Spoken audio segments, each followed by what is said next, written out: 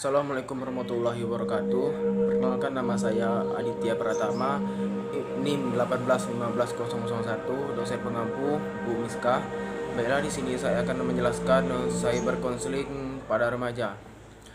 Pengertian cyber counseling. Kata cyber merupakan istilah lain dari internet. Kehadiran internet telah membawa perubahan yang sangat besar terhadap berbagai aspek kehidupan manusia, seperti menerima dan memberi informasi tanpa mengenal batas wilayah.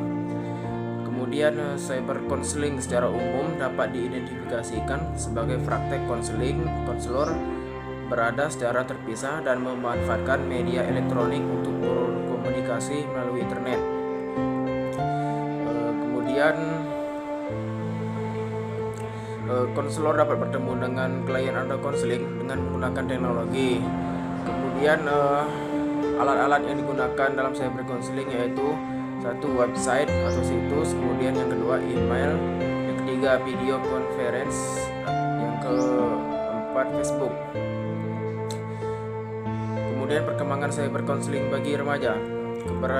Keberadaan internet pada masa kini sudah merupakan suatu kebutuhan pokok manusia dalam menghadapi berbagai tantangan perkembangan global.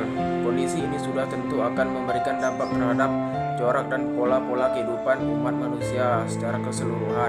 Dalam kaitan ini, setiap orang atau bangsa yang ingin dalam menghadapi tantangan global perlu meningkatkan kualitas dirinya untuk beradaptasi dengan tuntunan yang berkembang. Kemudian, melihat begitu pesatnya perkembangan teknologi informasi pada saat ini dan begitu letaknya generasi milenial dan teknologi, konselor sebagai salah satu profesi profesional harus mengembangkan keilmuan sesuai dengan perkembangan teknologi dan informasi tersebut. Cyber counseling merupakan salah satu alternatif konseling yang sangat tepat sebagai model konseling pada masa sekarang. Pelaksanaan konseling yang sudah lazim dilakukan adalah dengan tatap muka langsung antara konselor dengan konseling. Namun sejalan dengan pesatnya perkembangan teknologi, proses konseling tidak hanya dimaknai sebagai pertemuan tatap muka antar konselor dengan konseling yang dilakukan di ruangan.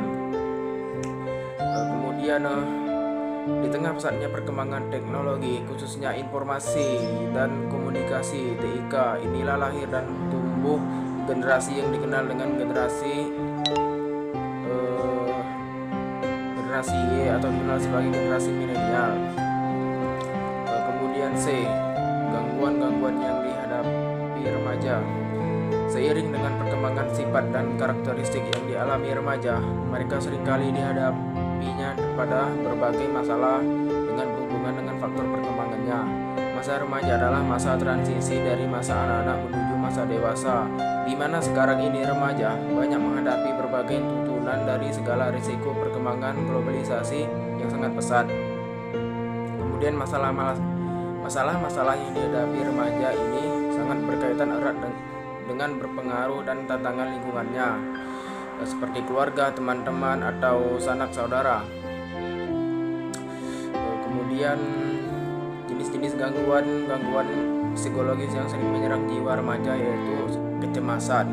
Cemas bukanlah rasa takut. Fase ini adalah fase di mana seseorang mengalami perasaan gelisah yang erat dengan antisipasi terhadap suatu bahaya. Cemas sebenarnya adalah penyakit yang umum dan rentan dialami oleh remaja. Kemudian 2, depresi. Ciri-ciri pubertas yang dialami seorang remaja identik dan dapat mempengaruhi remaja untuk mengalami depresi. Depresi dalam psikologi adalah suatu gangguan kehilangan akal sehat akibat tekanan yang berat yang dialami oleh seseorang